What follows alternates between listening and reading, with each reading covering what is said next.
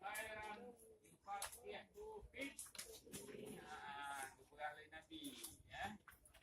Siapa saja yang dirada oleh Allah, orang itu menjadi orang yang baik, memberi paham ya Allah akan iman dalam agama.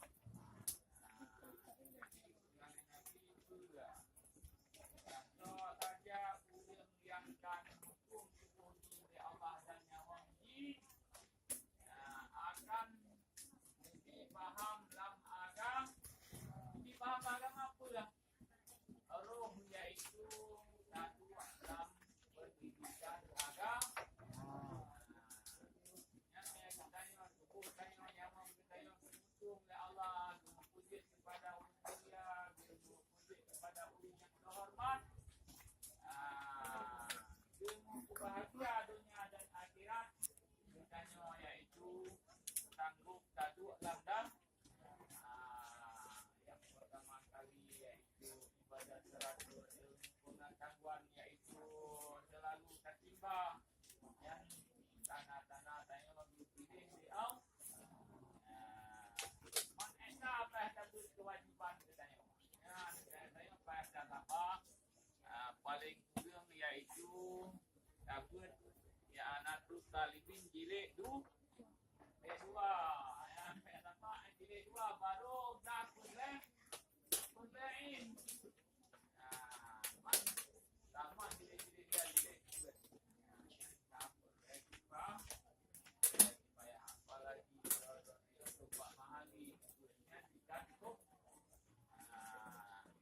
belum semoga dua-duanya aku yaitu betul-betul lagian lena barang siapa yang mengiradah oleh Allah man mayuridillahu bihi khairan, iman yang mengiradah oleh Allah dengan nyaman akan menjadi orang yang baik.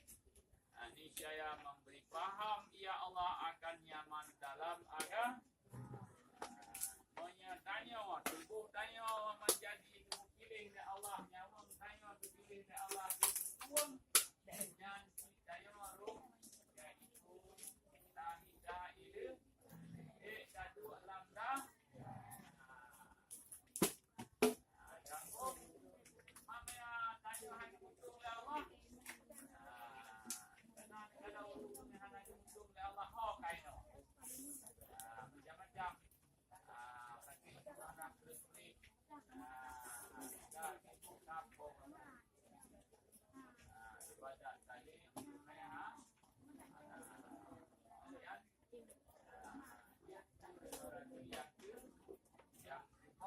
yang yaitu ke bencana bagi hidup lain.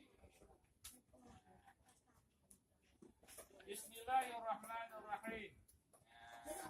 Segala puji Bismillahirrahmanirrahim dengan nama Allah yang Maha Pengasih lagi Maha Penyayang. Alhamdulillahirabbil alamin, segala puji milik bagi Allah. Allah sekalian wa sallallahu ala sayyidina Muhammadin kul birahman ya Allah. Kul birahman artinya panggil saya dan panggil saya Nabi Muhammad dan panggil saya Muhammad lagi beliau adalah seorang Nabi wa alihi dan berbirahmat dan sejahtera artinya yaitu keluarganya Nabi al-Tahirina yang sucilah mereka itu keluarga dan menanti wasahbi berbirahmatlah oleh Allah dan sejahtera oleh Allah artinya segala sahabatnya Nabi sekalian mereka itu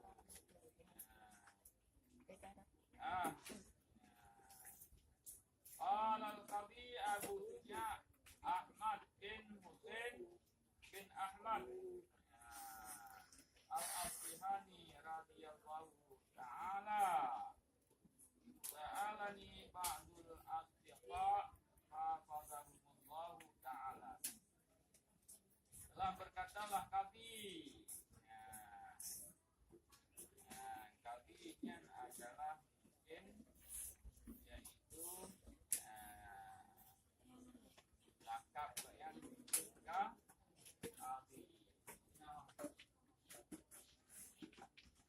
Ayan. Apakah dia balik?